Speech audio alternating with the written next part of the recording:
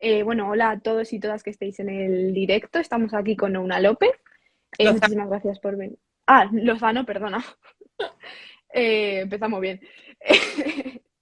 Tienes 33 años y estás estudiando dos másters de Derecho y Ujú. además divulgas en las redes sociales pues, sobre violencia de género y también abusos. Entonces, muchísimas gracias por venir y Nada. contarnos tu experiencia. Y es que está aquí todo el mundo saludándote, que voy viendo por aquí, Tony. Luego les veo, Vale, luego les veo, que así me concentro. Un besito a todos, genial. tengo que concentrar. Vale, pues vamos a empezar la entrevista. Nos gusta comenzar un poco por el principio, por la infancia de nuestras invitadas. En tu caso, pues viviste ciertas experiencias pues que te marcaron un poco, pues cómo eres y demás. Cuéntanos un poco, quiero que tú nos cuentes, no quiero poner palabras en tu boca. Bueno, a ver, yo sufrí maltrato físico y psicológico hasta los 18 años aproximadamente, aunque bueno, las amenazas de muerte de mi padre, a mi madre y a mí fueron con 22, pero Mm, de manera directa, viviendo con él, aunque él iba y venía hasta los 18. Y el abuso sexual infantil, a día de hoy, sabemos que hubo seguro un episodio, porque lo tengo muy concreto, pero mm, después ha habido una serie de indicios indirectos que hacen pensar que había casos previos. Pero yo una vez hablaba con el psicólogo y le dije, yo es que lo doy por hecho. Entonces, como lo doy por hecho, tampoco tengo mm, necesidad de saber si hubo 5, 2, 20. Al final, las mm, consecuencias las tuve que trabajar igual. Entonces, no cambiaba nada. justo. Fue una infancia que a mí me gusta decirla compleja, no me gusta decir que fue difícil porque sería injusto, porque hubo momentos muy Mm, buenos. Yo tuve una infancia con mi madre, con mis abuelos, con mis primos, o sea, no puedo decir que tuve una mm, infancia triste. A pesar de todo ello, quiero pensar que una cosa concreta o 20 concretas no pueden tapar instantes de felicidad que sí que hubo. Y yo muchas mm. veces creo que eso me costó mucho asumirlo. Incluso puedo decir a día de hoy que tuve momentos felices con mi padre. O sea, es que si no, también sería injusta con mi propia experiencia. Mm. Que fue una infancia diferente, por decirlo, compleja. Vale. No tienes problema hablar abiertamente del abuso y maltrato que sufriste. Sin embargo, en la sociedad hay mucho tabú y mucho estigma alrededor de estos temas, cuando hay datos abrumadores de que 1 de cada 5 niños sufren violencia sexual. Sí. Entonces, ¿cómo podemos abordar esta problemática y visibilizarlo? Bueno, lo primero de todo, creo que existe un Mm, deber mediático de los medios de ujú. comunicación en abordarlo de una manera diligente, Sí. porque muchas veces se habla de juegos sexuales. He llegado a leer que una persona de 60 y algo con una niña mantuvo relaciones sexuales. Es abuso, es agresión. Hablarlo de otra manera es invisibilizarlo. Creo que es Ujú, necesario, además, que los partidos políticos entiendan que más allá de ayudas concretas, hace falta un abordaje general. Por ejemplo, una cosa que yo creo que no se ha hecho es, y sí se hace en las comunidades autónomas, por ejemplo, de Andalucía, ujú, una campaña nacional, pero no de una asociación, que tienen un rango limitado de acción, sino que haya una campaña nacional de prevención del abuso sexual infantil en televisiones, en radios, porque al final, si no hablamos del abuso, el ujú. abuso, una de las cosas que tiene es el silencio de la víctima. Pero si la sociedad tampoco habla, si no hablan los medios, si no hablan los políticos, es un silencio que está ahí tapando otro silencio. Entonces, hay como la víctima, por sus condiciones, que menor, con un desarrollo cognitivo limitado, no puede verbalizarlo seguramente, además con la idea de que suele haber el agresor que dice esto es un secreto, o las amenazas, suele ser una persona víctima, cerca el agresor. O sea, los condicionamientos Ujú. nos obligan como sociedad a ponernos de lado directo de la víctima y decir, oye, tú no vas a poder hablar, pero nosotros queremos ayudarte y estamos aquí. ¿Cómo? Pues con campañas. Porque yo creo que Ujú. perfectamente que un niño, una niña de 10 años, es perfectamente capaz de identificar que una campaña es hacia esa personita cuando se le habla de Ujú. lo que está sufriendo. Ujú. Y a veces los infravaloramos demasiado a los niños. Que es un mensaje muy importante lo que nos estás diciendo tú y sobre todo que no es o sea, no es solo la audiencia quien tiene que moverse, sino también el Estado y la gente, al final, un niño que ve la tele. Me parece una información muy importante que se olvida muchísimo porque las víctimas también, o sea, pueden hacer algo, o sea, hacer algo, perdona, ser consciente de lo Y que es. ¿quién más que la personita que está sufriendo Sí, algo, si lo mm, ve en la tele va a decir, esto es lo que a mí me está pasando? claro. Yo Ujú, recuerdo perfectamente que hubo una campaña de la violencia contra la mujer en la que un niño pequeño se escondía debajo de una mesa. Yo ujú, recuerdo sentirme identificada con ese niño. Lo recuerdo ujú, perfectamente. O sea, a veces pensamos que por no hablar de algo, ay, es que, hombre, a ver, perdón, pero es jodido asumir que es algo que está sí. pasando, que no pasa en el vecino de 20 kilómetros, es que te puede pasar en la misma finca. La estadística es uno de Ujú, cada 5. Entonces, hay que ujú, empezar a abordarlo desde, es algo que está en la sociedad y que si no lo hablamos, vamos a tener un problema muy ujú, gordo porque ya lo hay, la incidencia ya es ujú, elevada. Con el confinamiento, pongámonos a pensar con las circunstancias propias del confinamiento, cómo tiene que haber sido para esos niños cuando el 80% de los casos están en el entorno cercano de la víctima. ujú. Creo que es importante hablar, creo que es importante hablar de cómo es el abuso, que haya una incluso divulgación. ¿Qué Sí, implica el abuso? Porque la gente, ¿cómo va a claro. poderlo detectar si no sabe qué es, cuáles son las señales del abuso? Ujú. Quiero seguir un poco también ahora con tu trayectoria y después volveremos a estos temas de cómo tratarlo dentro de la familia y demás. Siguiendo con tu vida, tú a los 18 años viniste a estudiar Derecho a Madrid. Mm. Sí, Em, y ahí conociste a tu expareja, en la que nos contabas que tuviste una dependencia emocional. Queríamos preguntarte cómo te diste cuenta de esta toxicidad y cómo lo abordaste. Uy, esa es la pregunta que siempre digo. No me di cuenta, no me di cuenta. Yo me Claro. di cuenta cuando ingresé por alcohol y cocaína en una clínica de rehabilitación. Mm, No me di cuenta. Me avisaban todos, pero yo no me daba cuenta. Entonces, claro, cuando tú llegas a una clínica para tratar alcohol y cocaína, mm, tienes una serie de puntos en los que te explican la adicción mm. a las sustancias. Sí. Cabo de unos días me dicen, no, es que creemos que había que valorar el posible diagnóstico de dependencia emocional. ¿Qué hice? Me acuerdo que hice una correlación, una analogía entre lo que eran las adicciones de sustancias Ujú, con los aspectos de la dependencia emocional y me di cuenta que realmente eran lo mismo, ujú, pero una cosa era comportamental totalmente en el mundo al final de las ideas, porque no basta no hablar con la persona, es que cómo piensas referente a esa relación, sí. con cómo pensaba yo referente al alcohol, cómo me relacionaba yo con el alcohol, con la cocaína. Y ahí fue cuando Mm, dije, pues, tienen razón. Y entonces recuerdo perfectamente la idea de yo he llegado hasta aquí por haberle hecho las cosas a mi manera y me ha salido bastante mal. ujú, Voy a hacer caso al psicólogo y al psiquiatra porque como he querido hacerlo yo no me ha funcionado. Entonces hay un momento que es como de agachar la cabeza y asumir que has estado en una relación de dependencia emocional y que sí. yo soy responsable, que no culpable, yo sí que Ujú, la responsabilidad de una serie de decisiones erróneas que tomé y ujú. en base a eso trabajar para un futuro, porque es muy importante luego prevenir, porque alcohol y cocaína, adiós muy buenas, pero a lo mejor en un futuro vuelvo a tener pareja, entonces tengo que trabajar mucho Sí. cómo me relaciono yo en ese sentido. También hablando un poco de tu relación con las drogas y demás, lo que dices tú fue como en ir a desintoxicación te abrió los ojos de cierta manera a que no solo son la adicción a una sustancia, es también la dependencia, como nos comentas. ¿Mm? Háblanos un poquito más de esta experiencia, porque me parece una analogía muy importante la forma en la que se puede lidiar con una situación u otra, con otras adicciones.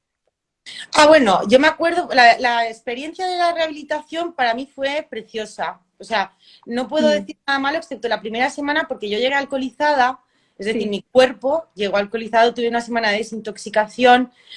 Mm, Obviamente no es el mejor momento físico que he tenido en mi vida, porque duele todo el cuerpo, porque te tienen que prácticamente sedar. Pero en Ujú, cuanto cobro un poco de conciencia, recuerdo decir a mi madre, me han mandado deberes, me mandaron deberes. Y a mí me hizo ilusión. Ya tenía una responsabilidad ujú, y fue una etapa de autoconocimiento precioso. Claro que cuando tú llegas por las adicciones, tienes de sustancia, tienes que añadirle el pack de la dependencia emocional, el ujú. trabajo no tiene nada que ver en el sentido, tienes que ampliar mucho la perspectiva de qué estás trabajando, porque muchas veces la idea de la adicción como sustancia es que es Sí. fácil trabajarla en una clínica de rehabilitación, porque tú llegas a la clínica y no hay alcohol y no hay cocaína, Ujú, pero tienes que volver a trabajar. O sea, es que es muy raro explicarlo, ¿vale? Pero tienes que entrar en tu cerebro y decir, ¿cómo pienso yo referente a esta relación? ujú, ¿Cuáles son los puntos en los que la he liado parda, por decirlo así? ujú, ¿Por qué he llegado a este punto? Que tiene mucho que ver en mi caso en el abuso sexual y en el maltrato. ujú, Y oye, tendré que trabajar esto. Entonces, al final es como las adicciones, tienes que decir, hasta aquí no es bueno, no, tienes que decir, hasta aquí porque quiero vivir. ujú. No había otra. Es que si no, Claro. yo, vamos, o sea, yo sé perfectamente que el destino mío era la muerte. Entonces, pues Ujú. tenía que interferir. Algo que nos gusta mucho de ti es la naturalidad de cómo hablas las cosas. Me parece de verdad muy bonito. Y sobre todo temas que suelen tener muchísimo tabú y mucho estigma. Uno de ellos es el suicidio. Cuando te repito otra vez lo mismo, hay muchísimos casos de suicidio, 4.000 al año, casi 11 al día. Es una tremenda burrada. Tú en tu caso tuviste un intento de suicidio. ¿Cómo viviste esta experiencia? En plan, ¿cómo crees que hablar del suicidio es prevenirlo y normalizarlo? ¿Cómo lo hago? Depende. Es que Sí. hay gente que al hablarlo, yo soy partidaria de que a veces es mejor, mira, el otro día lo hablaba con Beatriz, a lo mejor estaba por aquí, a veces es mejor que no decir, que no decir. Sí. No es, vamos a hablar del suicidio, no, vamos a ver qué no tengo que decir para no mandar un mensaje a lo mejor equivocado. Claro. A veces es más sano pensarlo así. Sí. Hay que hablarlo, es indudable que hay que abordarlo a nivel social. Hace poco leí que no va a haber un plan nacional específico del suicidio, me parece lamentable. Yo ahora mismo estoy en contacto directo con una chica que se intentó suicidar hace un mes y medio y creo que el suicidio es un tema pendiente. Mira si el abuso sexual lo es, pero el suicidio creo que más. Es un tema pendiente para la sociedad y porque a lo mejor hay gente que te está mandando las señales y la típica frase de lo hace para llamar la atención. La escucho mucho y digo, hombre, pues Sí. no. O sea, si me tengo que poner a elegir entre lo hace para llamar la atención o no, prefiero tomármelo en serio porque luego la consecuencia de no tomármelo en serio es muy jodida. Y creo además que hay una serie de puntos en relación al suicidio, que no nos como que es incluso como antinatural, que nos decimos, ¿cómo vamos a hablar de esto? Sí, sí, hay que hablarlo. Porque es que como el abuso sexual infantil es la única manera de prevenir. Porque a los científicos, pues habrá alguno que tenga en los comités, alguno seguramente también estará mal y le llegará la información, pero como no llega a la sociedad, a ver qué hacemos. Y en comparación, no, bueno, no en comparación, pero ¿cómo está tratando el Estado el tema de los abusos y cómo está tratando el Estado el tema del suicidio? ¿Crees que es similar a la hora de no hablar de ello o transmitir un mensaje totalmente erróneo? Bueno, a mí me parece que lo que te he dicho antes, de que Sí. no vaya a haber un plan nacional específico de salud mental del suicidio, me parece lamentable sabiendo toda la incidencia que está habiendo. Creo, creo que son dos temas. A ver, yo voy a ser soy honesta, ¿eh? O sea, en esto Sí. no, no, tengo pocos tabús a la hora de hablar, lo intento hacer con mesura, pero porque no le sale rentable.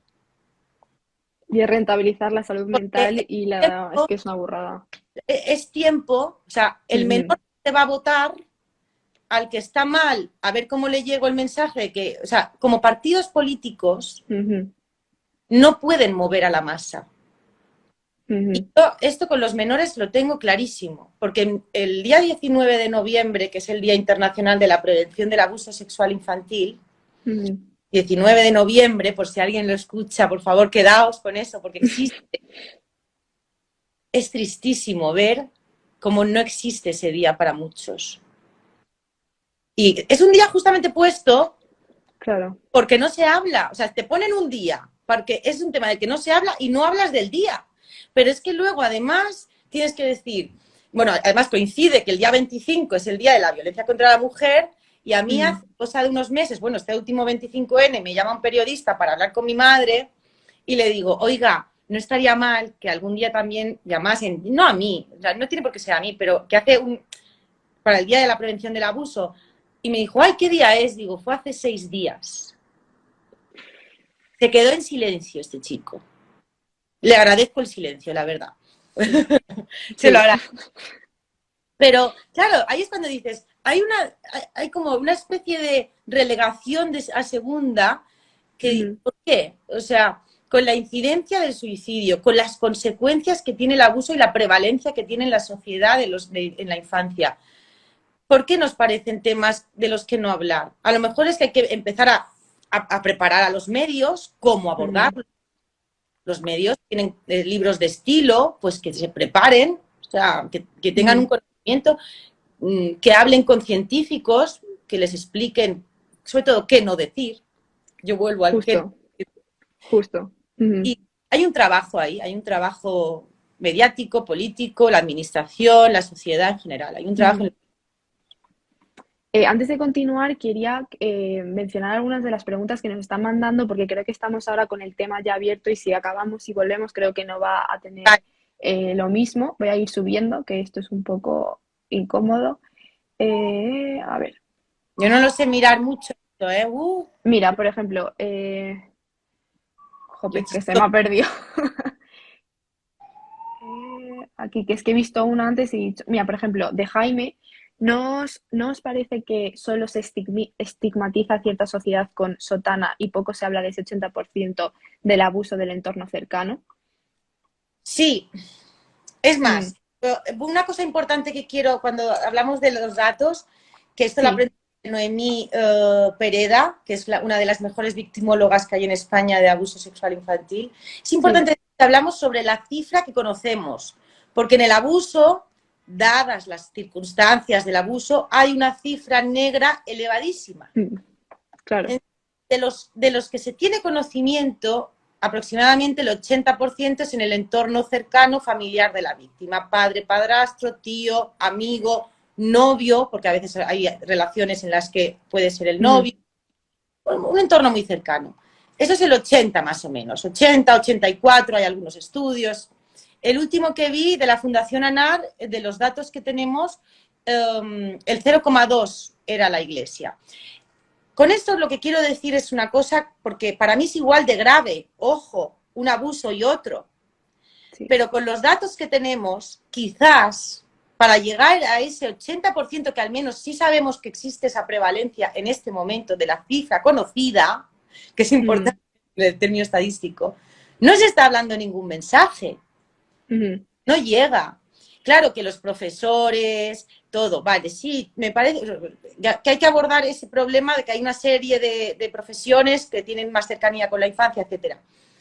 Pero en la familia es como que está ahí. Y hay un tuit de Noemí que me gusta mucho, que dice, es que esa idea de que en la familia pase esto es una bomba para nuestro pensamiento.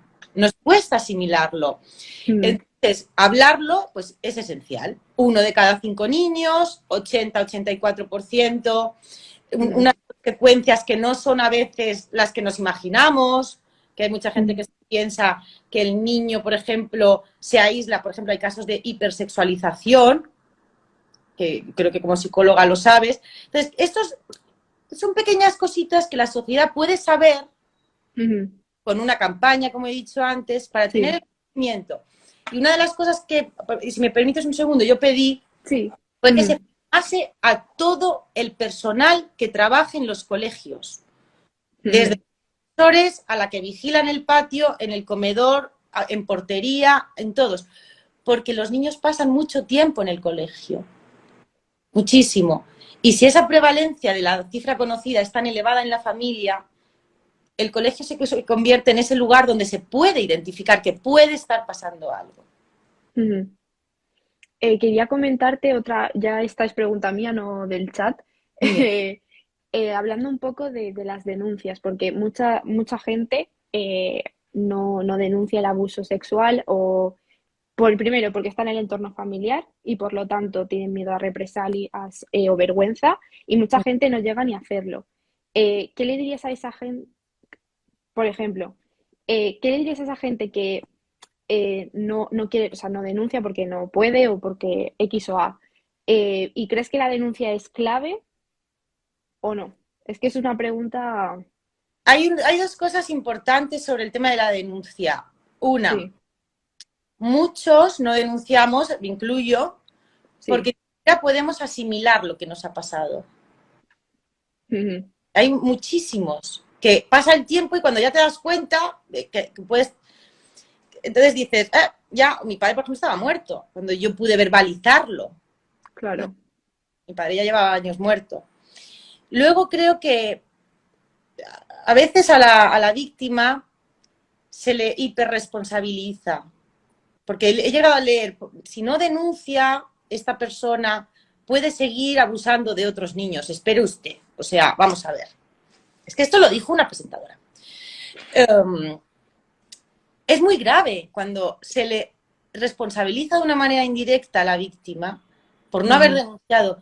Es que asumir un abuso sexual infantil para la víctima es muy complejo, porque rompe la idea de que posiblemente, y suele ser en muchos casos, la persona que más te tiene que cuidar acaba de irrumpir en tu cerebro de una manera agresiva total.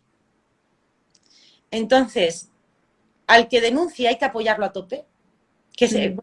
una persona un niñito, una niña te viene a contar algo, escucha, duele mucho, estoy segura. Ujú. Yo no estuve en ese lado, me refiero, claro. Yo cuando se lo conté a mi madre le costó mucho. Yo tenía 28 años, y le costó entender que sí había pasado eso. A Ujú. día de hoy es el tema que más le sigue doliendo. Pero escúchale porque si te viene una persona, aunque ya sea mayor de edad, que a lo mejor tiene tiempo aún de denunciar porque no ha prescrito, hay que escuchar porque a lo mejor se está abriendo por primera vez en toda su vida. Ujú. Se encuentra la puerta cerrada, a lo mejor la cierra de por vida. ¿Qué ocurre? Que también un tema de la denuncia para mí importantísimo es que a la hora de denunciar la persona, si por lo que sea, yo, mira, siempre lo digo esto, si por lo que sea me escucha alguien que valora denunciar, que el delito no ha prescrito y que tiene la fuerza, sobre todo que se prepare Ujú. emocionalmente, que coja un amigo, que tenga un colchón, porque no es fácil. Yo me Ujú. pongo, sobre todo en el lugar de cuando mi madre tuvo que denunciar por las amenazas de muerte y todo esto, no es fácil. Entonces, es bueno hacerse un colchón emocional y apoyar a tope a la víctima que decide denunciar. Y a la persona que no, porque ha prescrito, ¿por qué le vas a decir? ¿Has tardado mucho? Pues, pero a lo mejor es que, vamos a ver, o sea, las circunstancias del abuso son las que son. Entonces, exigirle Ujú. a un menor que asimile de manera cognitiva, no, es muy complicado. Ujú. Yo siempre aplaudo y me quedo admiradísima de niños y niñas que denuncian siendo menores. Son unos cracks. Quería, ya que estás hablando de la carga emocional y lo de tener un colchón, y la importancia pues de tener un apoyo, quería preguntarte un poco para ti qué ha sido la terapia o qué valor crees que tiene la terapia, porque obviamente no es accesible para todo el mundo, pero las personas que sí se lo pueden permitir, desgraciadamente, vivimos en esta sociedad. ¿Qué valor ha tenido la terapia?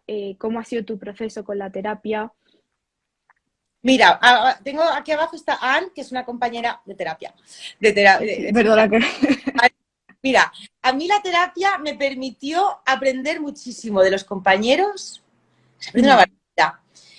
Se aprende, yo es que estoy en terapia de grupo e individual. Se aprende ujú, muchísimo de los terapeutas, pero sobre todo me permitió trabajarme, conocerme. A ver, cuando ahora hay mucha gente que, como tú antes decías, ay, es que lo hablas con naturalidad. Es que llevo muchísima terapia encima. Mucha. ujú.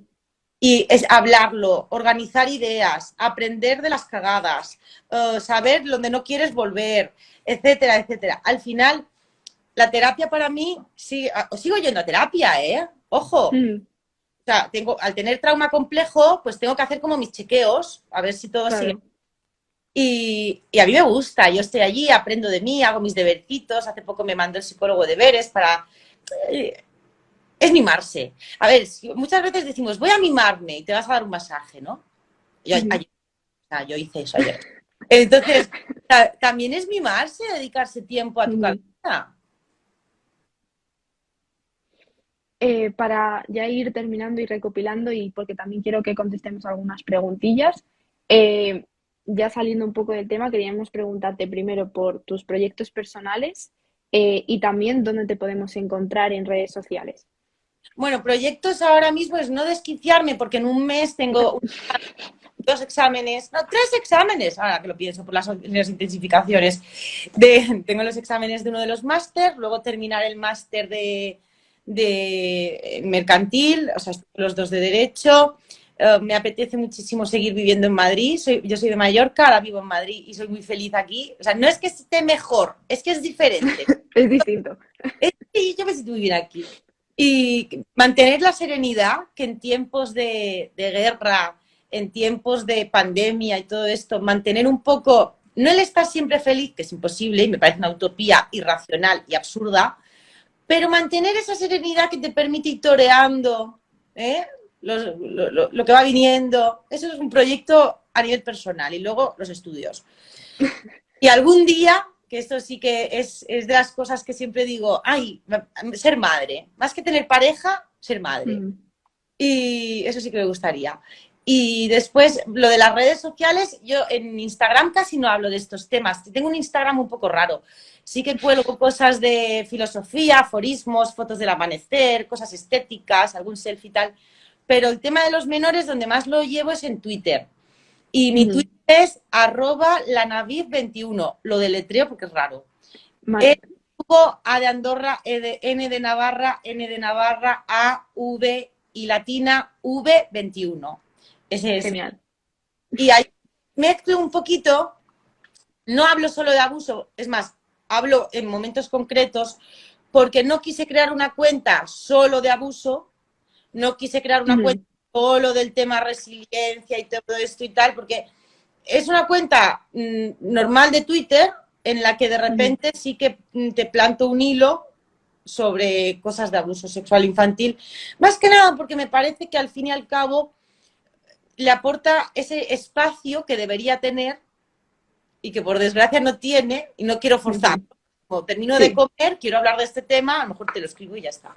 Y sí, ahí tengo los mensajes abiertos por si alguien necesita algo, o sea, necesita, yo no sé el qué, porque pero a veces me escriben, oh, si conoces algún sitio tal, no sé qué, pues ahí.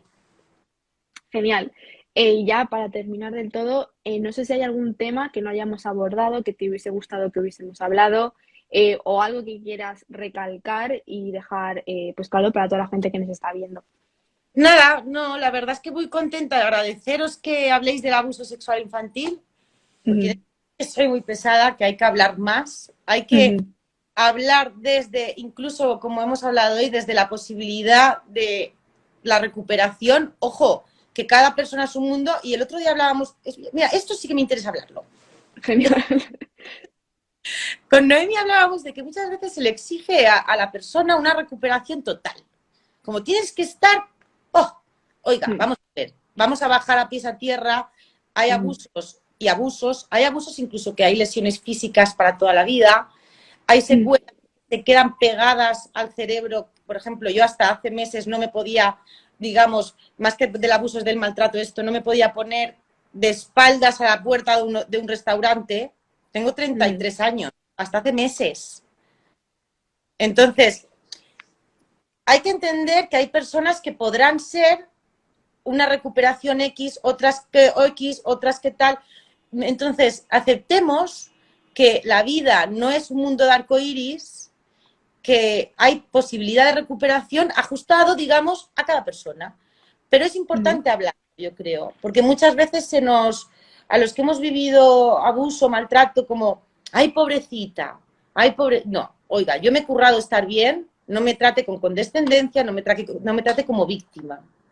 Y hablemos de que se puede salir, digamos, de la parte más de fango. Porque mucha gente a veces ese mensaje está condenada de por vida. No, no me ponga usted la condena, que ya me puedo currar yo el lastre. Genial. Bueno, creo que tenemos unas preguntillas que me da pena dejarlas sin contestar, así que te las voy... espera que no veo, te las voy diciendo. Esta es de Yo no Cintia las y nos sé. pregunta cómo... ¿Es que no las ves? No, pero bueno, yo te escucho. Vale, perdona. De Cintia nos pregunta cómo abordar con un niño sobre esto, es decir, para prevenir cómo hablarlo con un niño. ¿Hay algún hilo que, porque yo no soy científica, entonces, claro, yo no quiero dar Claro. consejos que no, Ujú. os hablo desde la experiencia, pero sí Sí. hablarles de la parte de que el respeto a tu Ujú. cuerpo. Me gustó mucho una vez escuché que si alguien te dice que tienes un secreto, recuerda que soy tu mamá, soy tu papá, y Ujú. sobre todo a incidir por dónde el abuso. Es importante que los padres también, por ejemplo, conozcan la sintomatología. Es que es esencial, o sea, saber identificarlo. Con esto no quiero hacer una señal de alarma de que todos los padres, no, no, no. Pero que no está de más saber que si un niño, por ejemplo, tiene un bajón corriendo, o sea, corriendo un bajón rápido de notas, uy, pues vamos a ver, pues algo pasa. Sí, Entonces, de las cosas que sí. pueden pasar es esa. Ujú. Otra de Rafa, que la acaba de mandar justo ahora mismo. ¿Crees que necesitamos un hashtag #MeToo, el movimiento MeToo, para abusos sexuales infantiles? Se hizo hace unos meses en Francia. El problema, yo Ujú. quería participar, pero se empezó a hablar del abuso. Cada persona contaba cómo había sido abusada. Yo no lo Ujú. comparto eso y el motivo lo voy a explicar muy claramente. Así Ujú. como tú y yo estamos hablando desde una mente constructiva, una mente en la que yo podría hablar contigo, estoy segura de este tema. Ujú. Si lo haces público, no sabes quién lo lee. No sabes quién. Totalmente. Sí, no deja de ser internet. No dejas internet. Entonces, yo no quiero dar material Ujú. que no Sí, piensen de una manera limpia. o sea, totalmente de Y acuerdo. por eso el movimiento Me Too tendría que estar muy Ujú. especificado para justamente no llegar a esas personas que al leerlo, más que asco, puedan sentir otra cosa. Y a Sí, eso no hay que darles ni un trozo de pan. totalmente. Pues genial, ¿no? Muchísimas gracias por venir y por comentarnos todo esto. Creo que nos queda aún todavía cosas de las que hablar. Creo que se nos ha quedado corto el tiempo, pero muchísimas gracias de verdad por venir y por contarnos tu experiencia y hablarnos de estos todos puntos de vista que nos has estado contando y un mensaje tan fuerte que es el que tienes. Gracias, Reina. Y gracias a todos. Eh, y nada, y muchísimas gracias a todo el mundo que ha estado viéndonos. Nos vamos a ver en la próxima edición del otro lado de la Hay un momento, terapia y... Sí, un perdona. momentito, esto que hay una persona que yo le tengo mucho cariño que dice que los pederastas se pueden rehabilitar. Ujú. Es que más que rehabilitar, que yo científicamente no tengo ni idea, muchas veces sí que estoy viendo la idea, porque no quiero hablar de esta doctora Glass, Lola, a la que tengo un aprecio, tengo aquí su libro, porque la parte, por ejemplo, del feminismo sí que tengo más, comparto más ideas con ella. Ella Mm. sabe que referente a este punto no, y se lo he dicho a ella, entonces tenemos como, Mm. las dos sabemos que pensamos diferente y ya está. Claro. Pero sí Mm. que hay una cosa que llegué a leer que era que se hacía, y esto no tiene nada que ver con ella en concreto, pero sí como la idea de la recuperación del agresor con Mm. terapias de grupo con víctimas. No deja de chocarme mucho. y no deja de dejarme mucho para atrás. Es algo que, poniéndome en el lugar de estar en esa sala con... Es que además yo he estado en una terapia de grupo con una persona que había visto, pero nadie lo sabe. Y me enteré luego. Incluso me enfadé y dije, ¿cómo no me habéis avisado que estaba pasando esto? Porque a lo mejor no hubiera contado cosas que he contado. Entonces, me parece que hay que empezar a ponernos un poco lejos del vamos a hacer el trabajo de todos juntos. Son dolores diferentes, son sufrimientos diferentes y no lo comparto. Por ejemplo, ese punto en concreto sobre a estas nuevas ideas que están apareciendo, no. Genial. Un poco lo comentabas tú también con lo del hashtag #MeToo y demás, al final son espacios seguros y claro, tienes que estar segura en ellos completamente. Es eso. Y además, a una personita que ya es mayor, pero que le ha costado a lo mejor verbalizar lo que tal, que cual, dar un espacio hiperseguro, porque a lo mejor, al menos por mi experiencia, no ha sido fácil seguramente para esa persona dar el paso de hacerlo incluso público en un grupo o público con un terapeuta. No es fácil. Luego es verdad que ellos que logramos, digamos, decir, yo me quito ya la careta y a tomar por saco, porque ya bastante... Es que es verdad, yo creo que me callé tanto que en cuanto empecé a hablar del tema dije, ya está, aquí ya fallo. Pues genial, ya con este último mensaje cerramos, que tenemos otro directo después. Y de nuevo, muchísimas gracias, Nouna, por venir y a todo el mundo que ha estado en este directo. Y un besito, mami, te quiero. Hasta luego a todos.